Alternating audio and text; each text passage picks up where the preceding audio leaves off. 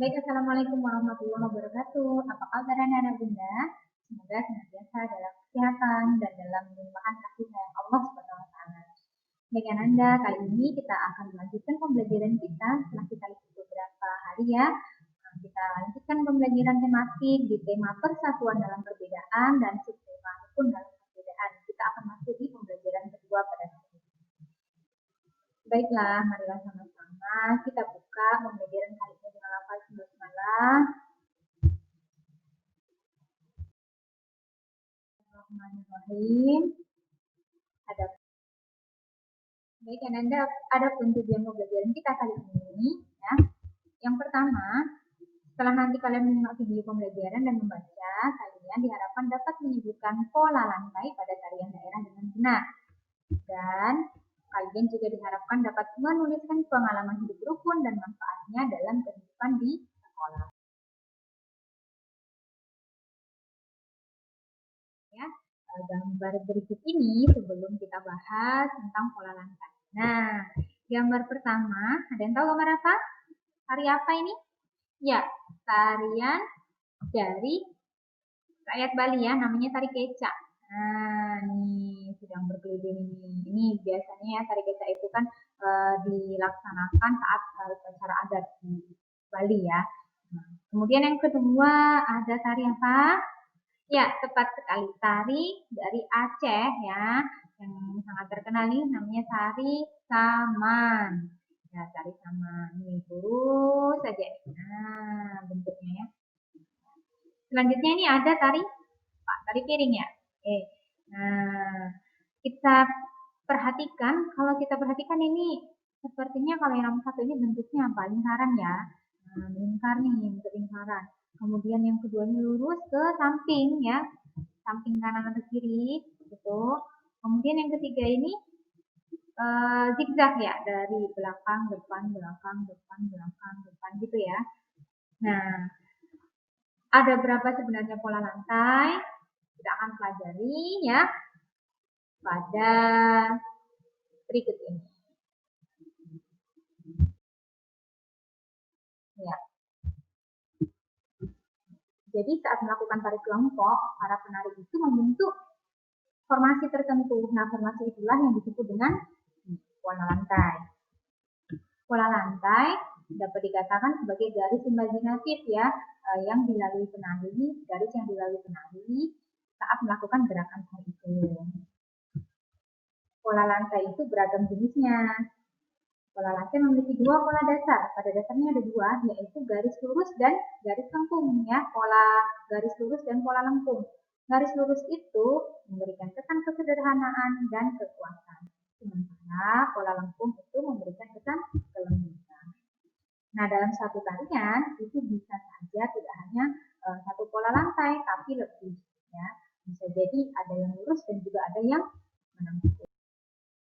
Lanjutkan. Pola garis lurus dan lengkung kemudian mengalami perkembangan diantaranya sebagai berikut. Nah, bisa kita lihat di gambar ini. Ini garis lurus yang horizontal, ya, mendatar ya, horizontal. Kemudian ada pola vertikal, nah, ke atas ya, tegak gitu. Kemudian pola diagonal yang berbentuk X. Nah, kemudian pola lingkaran, berbentuk lingkaran, dan pola zigzag yang berbentuk huruf W yang tadi yang gambar tadi. Nah, kalau pola lantai pada tari Ratu Jare tadi berarti polanya apa? Ya, tepat, pola horizontal.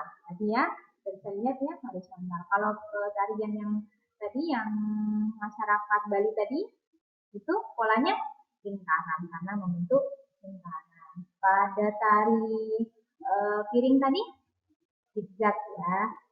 Baik, nah, sampai sini semua sudah bisa dipahami. Kita akan lanjutkan nak. Tentang pola lantai dalam tarian ya. Kita simak.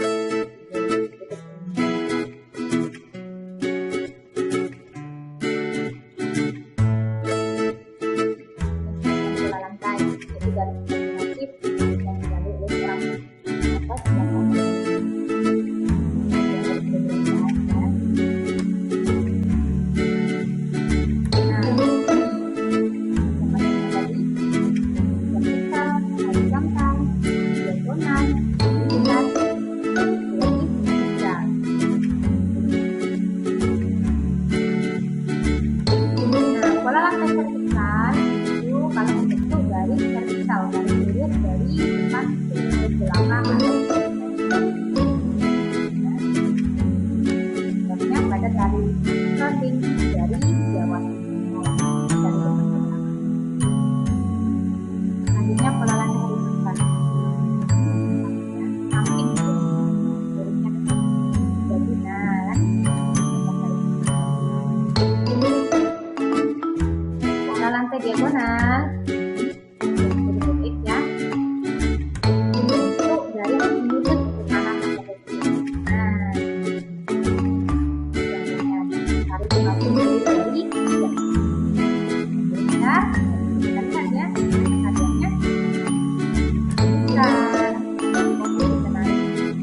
Tari Macarena dari jam 9.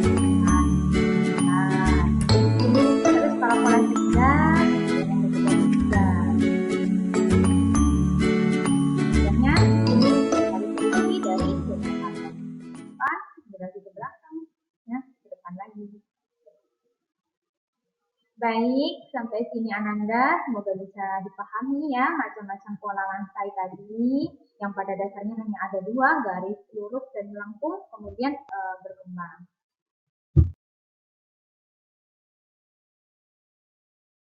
Nah, ini saat melakukan tari berkelompok, maka para penari itu dapat sukses membawakan pertunjukan tari hanya apabila para penarinya kompak dan memiliki rasa kebersamaan dan persatuan. Jadi penting nih rasa kebersamaan dan persatuan itu. Sikap kebersamaan dan persatuan dapat tercipta jika kita menerapkan hidup rukun ya.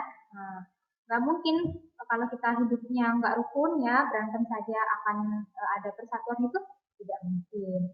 Jadi sangat-sangat penting ya hidup rukun bersama orang lain dalam lingkungan rumah bersama anggota keluarga ya, kalau dalam lingkungan sekolah ya bersama teman-teman di sekolah, kemudian dalam lingkungan sosial yang lain misalnya dengan tetangga ya.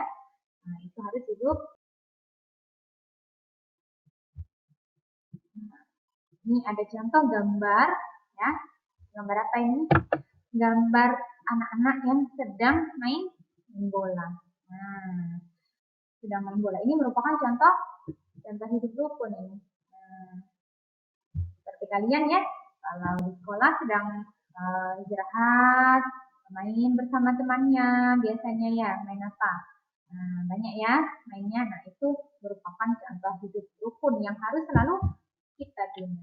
Nah, ini ada teks ya, ada teks tentang Nina. Nah, tentang teks hidup rukun. Diceritakan bahwa Nina itu memiliki banyak teman di sekolah dari berbagai suku, bangsa dan agama yang berbeda. Ada yang dari Jawa ya, Nina sendiri dari Jawa. Kemudian ada temannya Lani, etnis Tionghoa, ada Made dari Bali, Dewi dari Padang, kemudian ada Tony dari Papua. Mereka saling menghargai dan menghormati perbedaan masing-masing. Nah, memang harusnya seperti itu, nah ya, kita harus saling menghargai atas perbedaan teman-teman kita. Karena nggak mungkin kita itu sama dengan teman kita, ya pasti ada perbedaannya. Perbedaan pendapat mungkin saat main, ya. Nah, perbedaan ini tidak membuat Nina dan teman-temannya bertengkar. Nina dan temannya selalu hidup rukun. Nah, hidup rukun membuat Nina memiliki banyak teman. Jadi ternyata manfaat hidup rukun bagi Nina berdasarkan teks ini adalah membuat Nina memiliki banyak teman. Tentu banyak manfaat hidup rukun yang lain ya, tidak hanya ini. Misalnya apa? Kita selalu merasa bahagia karena banyak teman. Nah, itu juga merupakan contoh dari manfaat hidup rukun. Nah, tentu anak-anak Bunda merasakan manfaatnya juga hidup rukun, baik itu di rumah, di sekolah, maupun di lingkungan bersama tetangga ya. Nah, sekarang Bunda minta kalian tuliskan pengalaman mengenai hidup rukun di sekolah ya. Tentu kan ada, semua pasti punya pengalaman. Ya, Bunda minta nih selama kemarin kalian kelas 5 atau kelas-kelas sebelumnya, tuliskan pengalamanmu mengenai hidup rukun di sekolah, kemudian manfaatnya apa dari hidup rukun yang kalian lakukan tadi ya.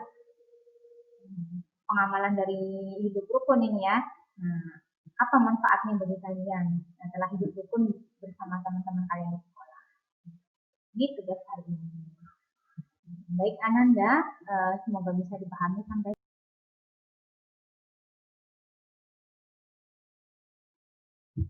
kita akan menyimpulkan pembelajaran kita hari ini. Yang pertama tadi tentang pola lantai, itu memiliki dua pola dasar, yaitu pola garis lurus dan garis lengkung. Kemudian pada perkembangannya ia mengalami menjadi pola-pola yang lain, diantaranya pola horizontal, vertikal, diagonal, lingkaran, dan zigzag. Dalam buku yang lain ada yang menyebutkan masih ada lagi ya.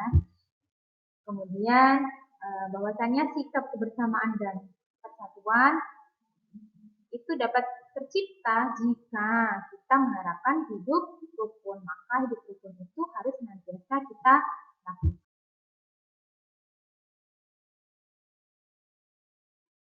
Bagaimana dalam agama kita Allah itu juga telah memerintahkan kita untuk senantiasa hidup rukun. Pada surat Al-Imran ayat 103. Ya, yang artinya, dan berpegang teguhlah kamu semuanya pada tali agama Allah dan janganlah kamu bercerai-berai. Dan ingatlah nikmat Allah kepadamu ketika kamu dahulu bermusuhan.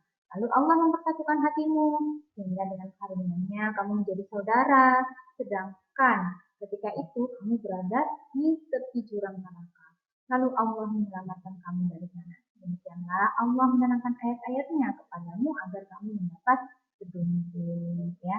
Jadi itu juga hidup rukun merupakan kewajiban bagi kita karena ini adalah perintah Allah.